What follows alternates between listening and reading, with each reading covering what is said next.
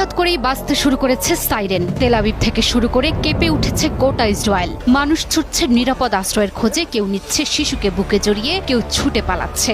ইরানের পাল্টা জবাবে আকাশে ছুটে গেল একের পর এক ক্ষেপণাস্ত্র, যার লক্ষ্য ইসরায়েলের বুক ঝাঁঝরা করে দেয়া।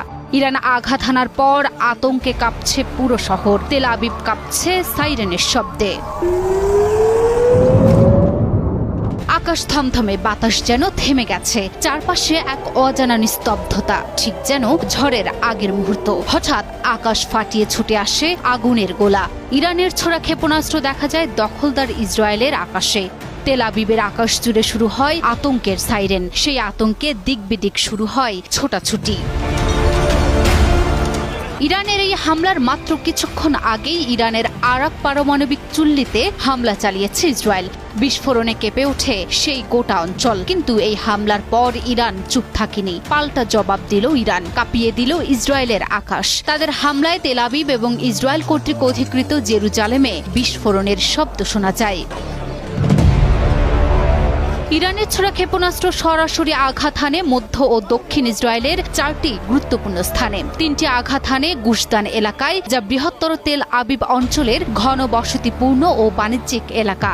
ফলনে একটি ভবন ধসে পড়ে, বহু মানুষ আহত হয়। চারপাশে শুধুই ধ্বংসস্তূপ আর ধোঁয়া। আরেকটি ক্ষেপণাস্ত্র গিয়ে আঘাত হানে দক্ষিণ ইসরায়েলের বেরশেভা শহরের সোরোকা হাসপাতালের কাছে। সোরোকা হাসপাতাল ইসরায়েলের একটি অত্যন্ত গুরুত্বপূর্ণ ও বড় হাসপাতাল। যদিও হাসপাতালটি সরাসরি লক্ষ্যবস্তু ছিল না, তবে এর পাশের একটি ভবনে আঘাত হানার কারণে হাসপাতালের ব্যাপক ক্ষতি হয়েছে। টাইমস অফ ইসরায়েলের সংবাদপত্রের প্রকাশিত ছবিতে হাসপাতালের ক্ষয়ক্ষতির পরিমাণ দেখানো হয়েছে। ক্ষেপণাস্ত্র হামলার কারণে হাসপাতালের একটি ছাদ ধসে পড়েছে। প্রাথমিক তথ্য অনুযায়ী এই হামলায় 47 জন পর্যন্ত আহত হয়েছেন। হতাহতের এই সংখ্যা আরও বাড়তে পারে বলে আশঙ্কা করা হচ্ছে।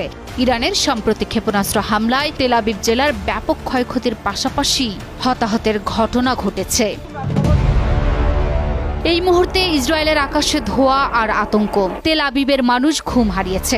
এক সপ্তাহ ধরে ইসরায়েলি বিমান ও ক্ষেপণাস্ত্র হামলায় ইরানের সামরিক কমান্ডের শীর্ষস্থানীয় কর্মকর্তারা জীবন হারিয়েছেন, পারমাণবিক সক্ষমতা ক্ষতিগ্রস্ত হয়েছে এবং শত শত মানুষ নিহত হয়েছেন। অন্যদিকে ইরানের প্রতিশোধমূলক হামলায় ইসরায়েলের 2 ডজন বেসামরিক নাগরিক নিহত হয়েছেন।